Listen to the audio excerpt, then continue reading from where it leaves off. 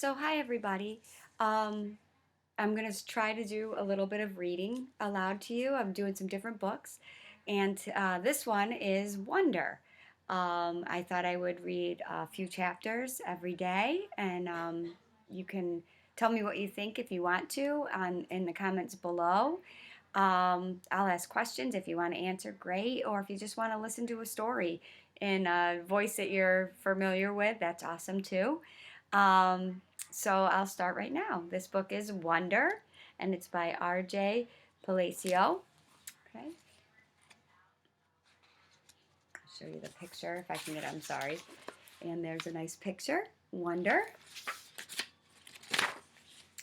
And says for Russell, Caleb, and Joseph. Doctors come from distant cities just to see me, stand over my bed, disbelieving what they're seeing. They say I must be one of the wonders of God's own creation, and as far as they can see, they can offer no explanation. Natalie Merchant, Wonder. Part 1, August. Ordinary. I know I'm not an ordinary 10-year-old kid. I mean, sure, I do ordinary things. I eat ice cream, I ride my bike, I play ball, I have an Xbox. Stuff like that makes me ordinary, I guess. And I feel ordinary inside. But I know ordinary kids don't make other ordinary kids run away screaming in playgrounds. I know ordinary kids don't get scared at wherever they go. If I found a magic lamp and I could have one wish, I would wish that I had a normal face that no one ever noticed at all. I would wish I could walk down the street without people seeing me and then doing that look away thing. Here's what I think. The only reason I'm not ordinary is that no one else sees me that way. But I'm kind of used to how I look by now. I know how to pretend I don't see the faces people make. We've all gotten pretty good at that sort of thing. Me, Mom and Dad, Vaya. Actually, I take that back. Vaya's not so good at it. She can get really annoyed when people do something rude. Like, for instance, one time in the playground, some other older kids made some noises. I don't even know what the noises were exactly because I didn't hear them myself. But Vaya heard, and she just started yelling at the kids. That's the way she is. I'm not that way. Vaya doesn't see me as ordinary. She says she does, but if I were ordinary, she wouldn't feel like she needs to protect me as much. And Mom and Dad don't see me as ordinary either. They see me as extraordinary.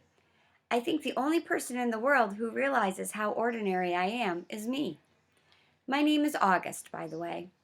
I won't describe what I look like. Whatever you're thinking, it's probably worse.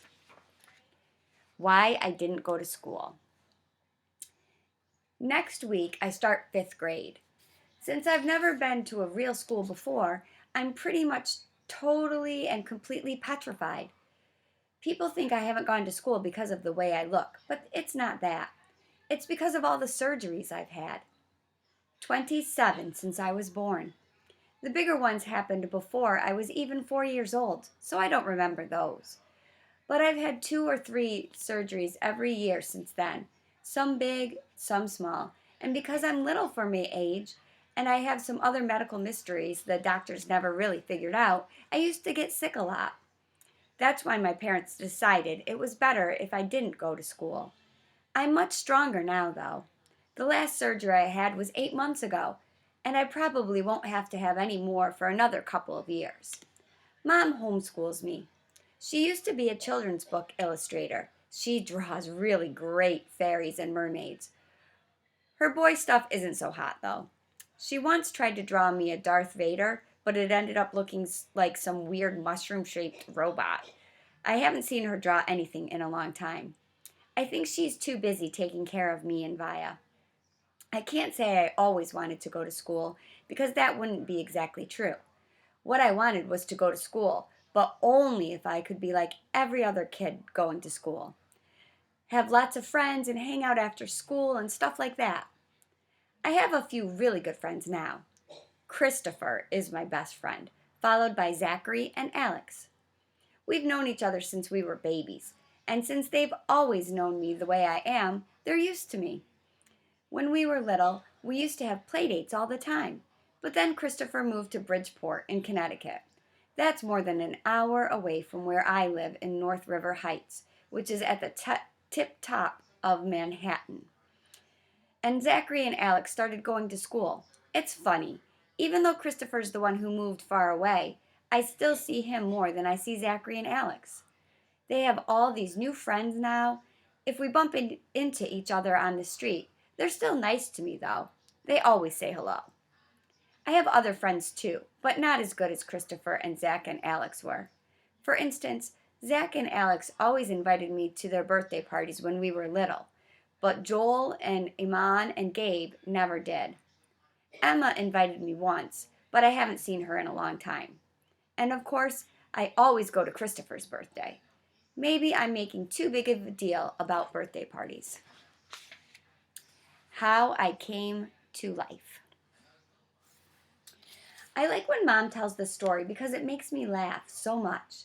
It's not funny in the way a joke is funny, but when Mom tells it, Via and I just start cracking up.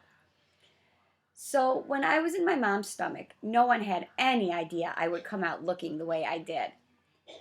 Mom had had Via 4 years before, and that had been such a walk in the park, Mom's expression, that there was no reason to run any special tests. About 2 months before I was born, the doctors realized there was something wrong with my face, but they didn't think it was going to be bad. They told Mom and Dad I had a cleft palate and some other stuff going on. They called it small anomalies. There were 2 nurses in the delivery room that night I was born. One was very sweet and nice.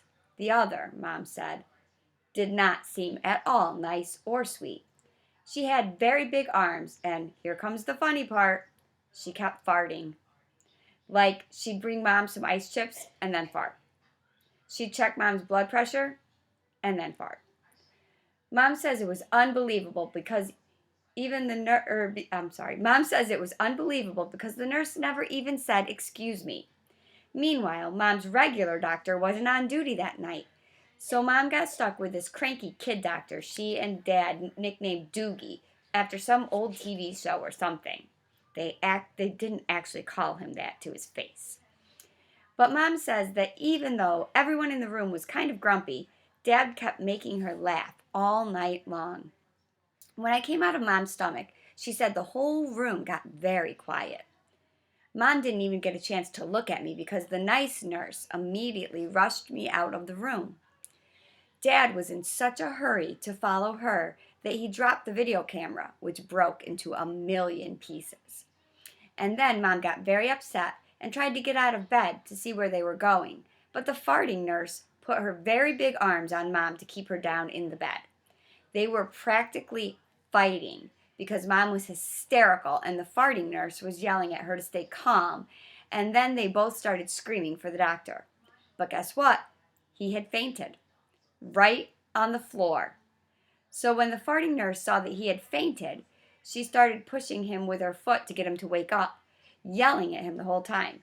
"What kind of doctor are you? What kind of doctor are you? Get up! Get up!" And then all of a sudden she let out the biggest, loudest, smelliest fart in the history of farts. Mom thinks it was actually the fart that finally woke the doctor up. Anyway, when Mom tells this story, she acts out all the parts, including the farting noises, and it is so funny. Mom says the farting nurse turned out to be a very nice woman. She stayed with Mom the whole time, didn't leave her side even after Dad came back with the doctors and told them how sick I was. Mom remembers exactly what the nurse whispered in her ear when the doctor told her I probably wouldn't live through the night. "Everyone born of God overcometh the world." And the next day, after I'd lived through the night, it was that nurse who held Mom's hand when they brought her to meet me for the very first time. Mom says by then they had told her all about me.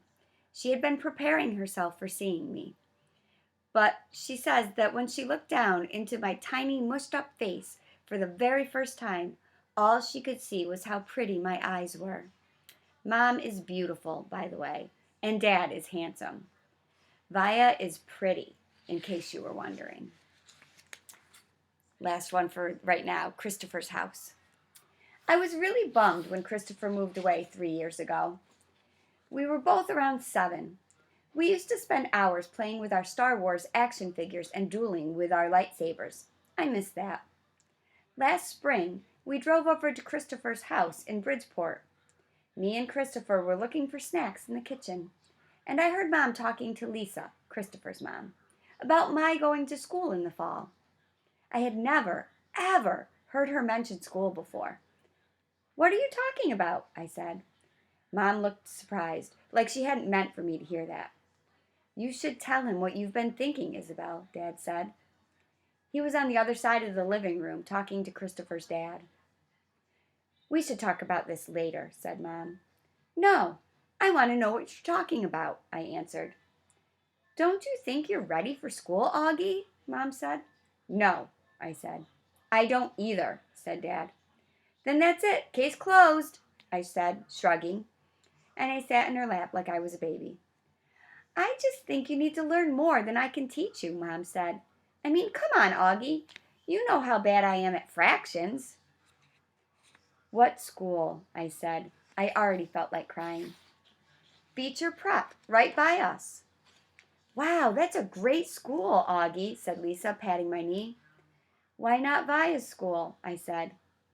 "That's too big," Mom answered. "I don't think that would be a good fit for you." "I don't want to," I said. I admit, I made my voice sound a little babyish. "You don't have to do anything you don't want to," Dad said, coming over and lifting me off of Mom's lap. He carried me over to sit me on his lap on the other side of the sofa. "We won't make you do anything you don't want to." "But it would be good for him, Nate," Mom said. "Not if he doesn't want to," answered Dad, looking at me. "Not if he's not ready." I saw Mom look at Lisa, who reached over and squeezed her hand. "You guys will figure it out," she said to Mom. "You always have." "Let's just talk about it later," said Mom. I could tell she and Dad were going to get into a fight about it. I wanted Dad to win the fight, though part of me knew Mom was right. And the truth is, she really is terrible at fractions. All right, I'll read some more later. Tell me what you're thinking. Tell me where the setting is, or who's telling the story, or anything you're thinking. How does Augie feel about all this? If you want to, or if you want to just come back in a little while and listen to the next few chapters, I'd love it. All right. Talk to you soon. Miss you guys. Bye.